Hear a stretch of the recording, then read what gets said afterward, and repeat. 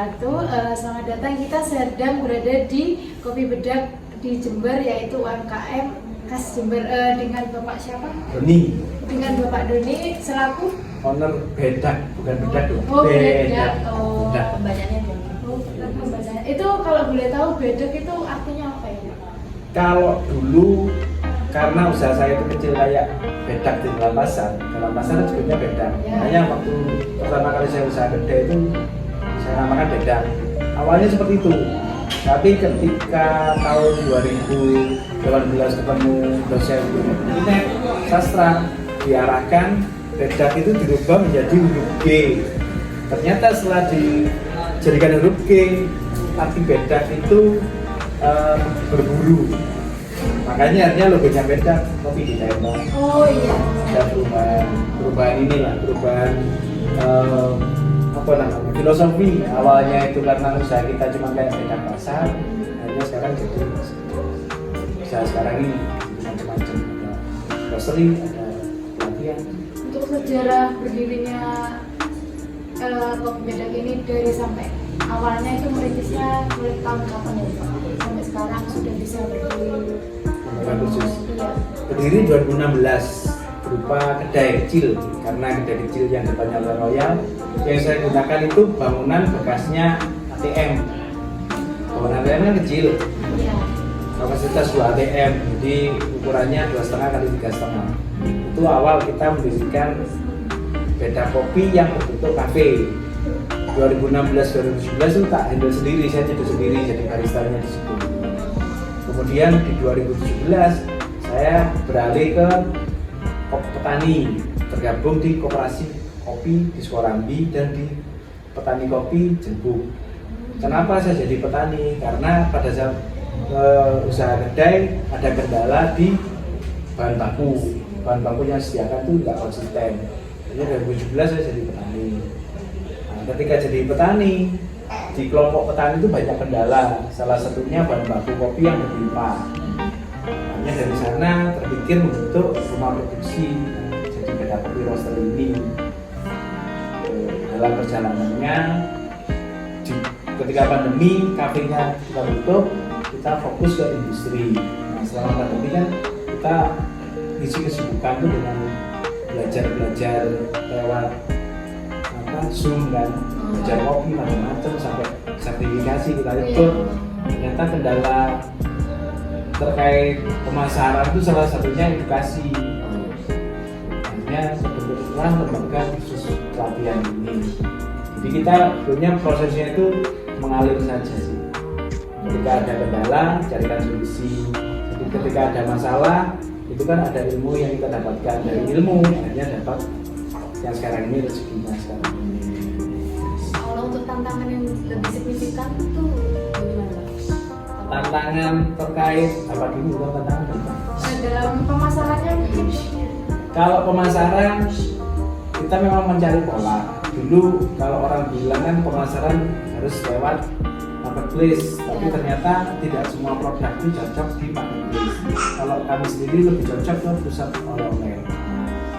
Jadi untuk pemasaran produk Bedak Kopi lebih banyak di pusat oleh-oleh di Jember. Itu biasanya di daerah mana? Soalnya kan oleh-oleh Ya, di Jember. di Gajah Mada, saya ambil yang paling ramai, yang paling terkenal. Oh iya. Di Pojokan Bundaran itu ada itu. Oh iya, terkenal. di sini. Nah, Iya, di iya. situ. Sama di Jalan Gajah Mada. Nah, Gajah Mada sama depannya Pasar Tanjung. Jadi saya ambil pusat oleh-oleh yang paling ramai. Kalau saya di situ, saya nggak terlalu bermain ke yang besar-besar karena ternyata yang besar itu putarannya betul-betul cepat. Terus kalau sosial media yang bikin pusing itu masalah iklan. Kalau kita ingin naik harus main iklan. Jadi kita belum jualan suruh bayar duluan. Saya mending bagaimana kita ada perputaran real. Kalau di oleh-oleh kan kopi ditaruh habis bayar, kopi taruh habis dibayar. Justru di situ malah perputaran uang kita lebih aman daripada kita iklan belum tentu laku sudah keluar biaya sama masuk ke perusahaan toko-tokonya yang banyak se-Indonesia itu malah resikonya besar, barang dikirim duluan, bayarnya lebih banyak. Jadi sistemnya kalau misal dikirim ke toko besar di Indonesia itu sistemnya awalnya nanti Iya, bakalan dikirim. sebenarnya modal kita harus, barangnya pengusaha itu nyawanya harus 3, 4. Sedangkan kan kita misalnya UMKM, penting Iya. yang dilakukan itu sekarang produksi, besok bulan depan dapat uang. Untuk ini Pak, itu kan perbedaan kemasan. Iya. Ternyata di situ ada musik patrol, tari labako, itu kan khas dari Jember sendiri ya Pak. Iya. Itu kok bisa terinspirasi dari dijadikan kemasan terus beda-beda gitu. Jadi gini, kan dari awal ketika kita mendirikan Beda Kopi kan pinginnya ngangkat kopi Jember. Nah, cari cara bagaimana cara mengangkat kopi Jember. Yang 2018 yang masuk Kompas TV nasional itu kita coba di pasca panen. Yang masuk Kompas itu disebut kopi anggur, itu pertama. Tapi ternyata seperti itu masih belum mengenalkan itu kopi Jember, belum masih. Akhirnya yang kedua, ketika kita ikut lomba apresiasi kreasi Indonesia yang diadakan Kemenpar, namanya aja Kementerian Pendidikan dan Kebudayaan, yang dicari artinya contoh-contoh budaya. Ini yang kita ikutkan lomba untuk kurasi ngangkat budaya musik patrol, jam-jaman kaduk, sama tari labako. Hanya kita masuk jadi finalis. Jadi kalau kopi-kopi yang konsepnya itu untuk lomba-lomba, kita pakai kopi-kopi yang ngangkat budaya. Cuman untuk dijual untuk oleh-oleh, kopi-kopi semacam ini kurang cepet ininya, putarannya itu kurang cepet. Terus kemasan seperti ini resikonya juga tinggi. Saya pernah naruh ke oleh-oleh, belum 1 bulan sudah banyak yang rusak. Akhirnya kan biaya kita jadi bengkak karena investasinya UMKM itu ternyata kemasan yang paling besar, bukan bahan baku. Untuk perbedaan ininya berarti ini dipasarkan juga atau enggak ya Pak? Ini dipasarkan tapi by order atau untuk souvenir. Oh, jadi kita hanya by order By aja order. kalau ada yang mau pesen ya. Iya. Kalau enggak, berarti yang dipasarkan yang ini ya? Nah, yang dari activity yang ini, Oh. yang memang pemasukan terbesar kita selama bulanan. Jadi gaji bulanannya Beda Kopi ya ini. Untuk kopinya ini diambil dari daerah mana ya Pak? Kalau kopinya karena ini Jemberan, Iya. ini seputar Jember. Kalau ini khusus di Jembruk.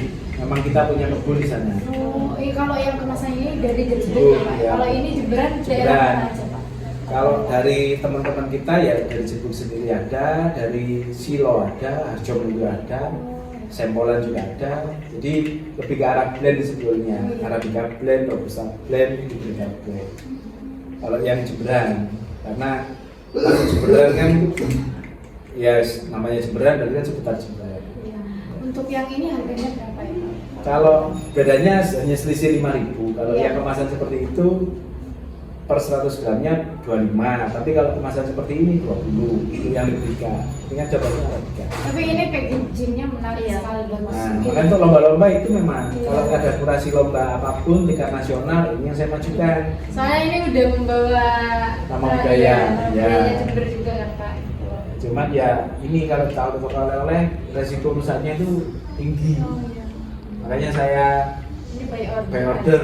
Kalau ada event BI atau event apa namanya Garuda, ini yang kita bawa. Ini kalau sudah tidak laku, pulang pameran mesti kadang banyak semua. Hanya kita yang rugi. Pernah dulu pameran ternyata tempatnya terbuka, kehujanan, udah rusak semua kemasannya. Iya. Padahal ini kan ada 2 di dalamnya masih ada foilnya. Iya, Jadi iya. yang nggak kuat itu yang busnya. Bagus tapi risiko. Iya, risikonya tinggi. Risiko tinggi. Hanya saya kalau lihat hanya kita fokus ke 2 produk ini. Selain yang untuk pameran di luar negeri seperti ini yang paper. Nah ini untuk yang luar negeri kita kopi anggur khusus yang pameran luar negeri. Itu kopi anggur itu maksudnya gimana? Proses pasca panennya itu mengadaptasi proses pasca panennya anggur atau karbonik maserasi yang untuk barista-barista. Yang masuk ke pasti itu yang ini. Ini KUB-nya namanya Paradise. KUB Paradise. Jadi beda-beda. Jadi Itu berapa gram kalau Ini 10 gram. Harganya Untuk harga 20.000. Oh, tapi itu udah jadi bubuk Paper. atau? Ini paper drip, jadi tinggal dibuka, taruh gelas, tuang air panas, jadi sudah. Ini biasanya kita jual bareng sama cerutu. Cerutu. Ya, sama cerutu Jember. Oh, iya. Jadi kan cerutu itu enaknya apa? Menikmatinya sama minum wine beneran. Iya. Karena wine itu haram. Jadilah kopi. Gitu ya, Pak, Ya, kopi wine. jadi Kalau ini terkenal aromanya, dengan kopi wine. ya aromanya seperti anggur tapi tidak bercita rasa anggur. Jadi hanya sepertinya toh. Seperti anggur tapi tidak berasa anggur. Temennya cerutu. Ini yang pernah dibawa ke sama di Jigar itu 8 negara Afrika, pernah ke mana kemarin, mana sih, Yunani pernah. Udah lumayan ini. Ya termasuk. untuk promosi Iya. karena kalau di luar negeri kan sukanya kopi yang flavor, Iya. buah-buah. Tapi kalau di Jember ya ini aja. Jemeri. Oh, iya.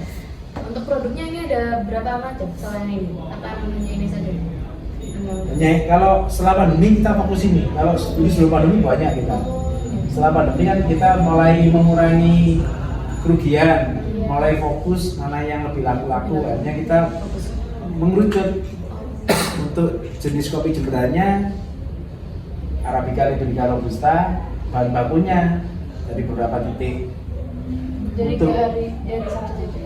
Ya, satu titik. Untuk yang kopi yang ini yang budaya yang by order ini khusus yang dari kopi Jembu. Cipuk saja yang Kopi di Harum kebunnya. Sukmo. Ya kebun, ada yang kebun saya, ada yang kelompok.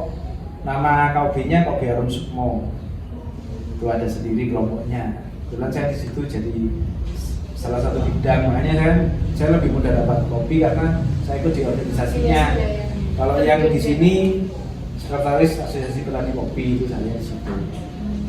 Itu cari-cari kopi sudah nggak kayak dulu waktu masih di beda kopi yang kedai, karena waktu kedai kan saya lebih fokus di kedai kan. Kalau sekarang kan sudah enggak di kedai tapi memasok kebutuhan kedai. Untuk kedainya ada.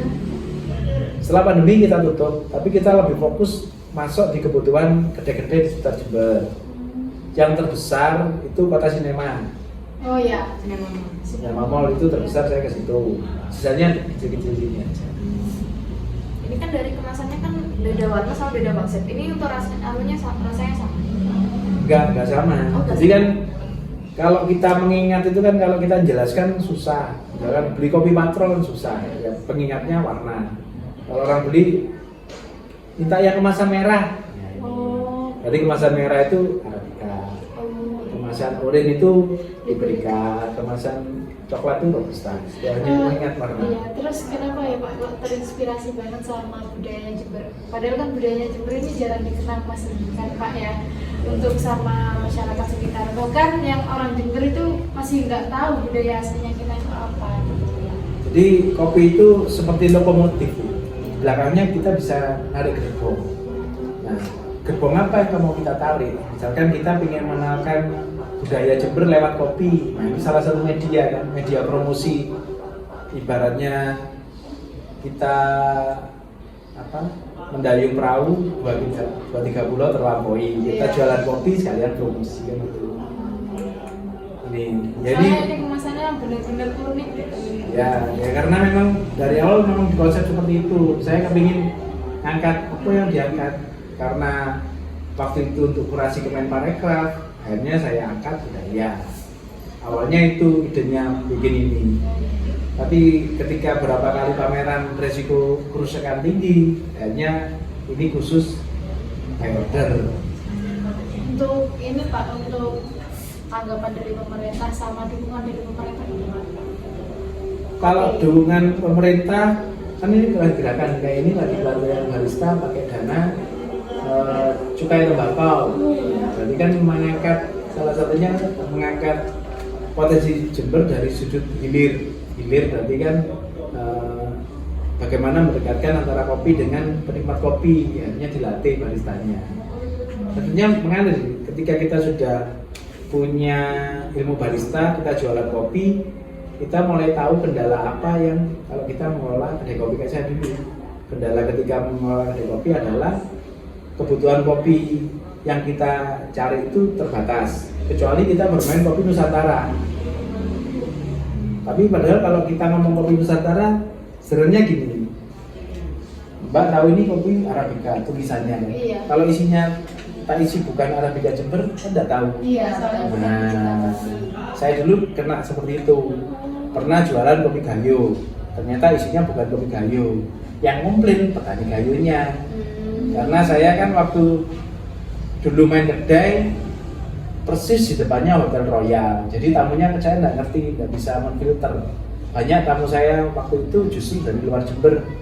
Saya kena batunya itu ketika ada petani gayo mau ke Puslit, nginepnya di Hotel Royal, ngopi tempat saya, udah nyeduh gawat-gawat ya kalau barista, udah nyeduhnya bener, dikomplain kan saya penasaran, Pak, kok saya dikomplain kan ini kopi gayo, bukan Pak, ini bukan kopi gayo. Apa alasan Bapak, oh ini kemasan untuk saya yang gayo? Saya gitu. Ya, saya ini dari gayo Pak, mau ke Puslit, mau menguji kopi kita. Berarti kan siapapun penyeduh kopi di Jember misalkan, kalau dia sendiri belum pernah ke gayo, apa yakin kopi yang itu kopi gayo? Nah, hanya dari situ saya hentikan jualan kopi Nusantara, saya fokus ke kopi Jember.